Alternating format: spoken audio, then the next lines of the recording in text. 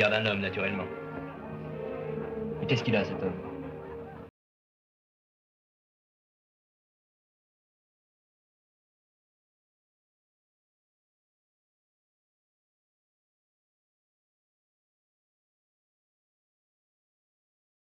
Tout. C'est même à ça qu'on les reconnaît.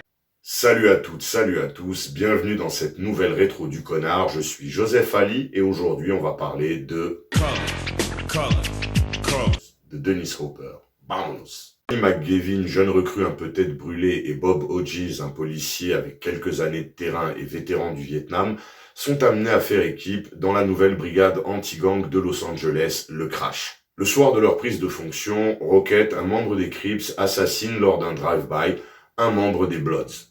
C'est le climat dans lequel nous allons suivre ces deux policiers aux méthodes opposées, confrontés au sous-nombre, face aux gangs et à la tension qui monte peu à peu.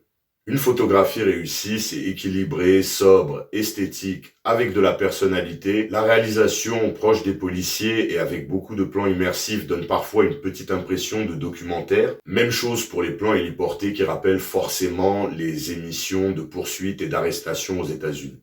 On a quelques beaux plans avec une volonté de filmer Los Angeles aux antipodes des carcans habituels et du clinquant usuel. C'est direct dans le propos en termes de mise en scène, parfois même un petit peu trop. Il y a beaucoup de plans et de séquences qui sont très clichés et ça manque un peu de subtilité. C'est un peu incohérent avec le parti pris de la réalisation d'être réaliste. C'est à mon sens le plus gros défaut de Colors et je pense que si à l'époque les insights documentaires sur les gangs, etc. avaient été un peu plus nombreux, il n'y aurait pas eu ce souci d'excès caricatural. Ça n'empêche que la mise en scène est très très correcte et parvient parfaitement à retranscrire son propos.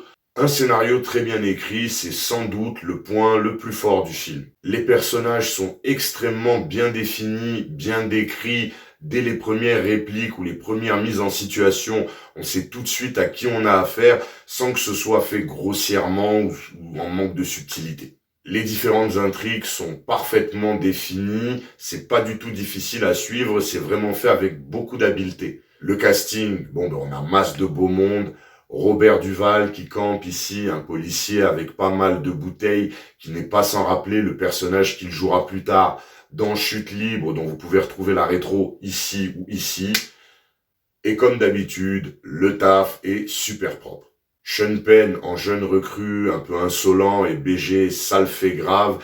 Il y a beaucoup de justesse, beaucoup de crédibilité dans le travail qu'il nous propose ici. Maria Conchita Alonso joue très bien son rôle, même si vers la fin, j'ai pas vraiment aimé l'écriture de la dérive du personnage. Je trouve que c'est encore une fois très caricatural. Côté secondaire, on a une pléiade de bons acteurs du côté afro-américain avec Damon Wayans qui, ici, c'est vrai, à mon goût, il en fait un peu trop, tout comme Léon Robinson. Pourtant, l'histoire a montré que c'était de très bons acteurs. Don Cheadle, dont c'est ici le 5e rôle, fait plutôt un travail correct. Et globalement, tout le monde se comporte très bien dans le casting. L'action, elle est plutôt bien menée et le côté réaliste, immersif de la réalisation apporte un plus aux scènes où ça bouge un peu. La musique, c'est Herbie Hancock avec un score très funky hip-hop des années 80. Et d'un autre côté, on a sur la BO des titres mythiques comme le Colors de Ice-T.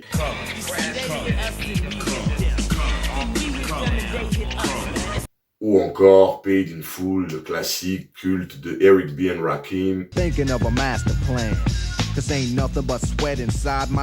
C'est donc un bon film avec une très bonne histoire et des personnages très bien écrits. Ce qui me gênait déjà à l'époque, comme je le disais tout à l'heure, c'est le côté excessif, caricatural et fantasmé de la vision des gangs et des gangsters de LA. Cette incohérence du propos entre le parti pris réaliste de la réalisation et cette mise en scène et cette direction d'acteur à l'opposé de cela, c'est vraiment dommageable, en tout cas pour moi, au métrage. La note, ce sera un 7 sur 10, mais sans cag, moi, je suis qu'un connard qui donne son avis. Colors, c'est un film culte dans la street culture, et je sais que je vais pas me faire que des amis ici, en disant qu'en fin de compte, c'est pas celui que j'aime le plus. mais il a des qualités indéniables qu'il faut lui reconnaître.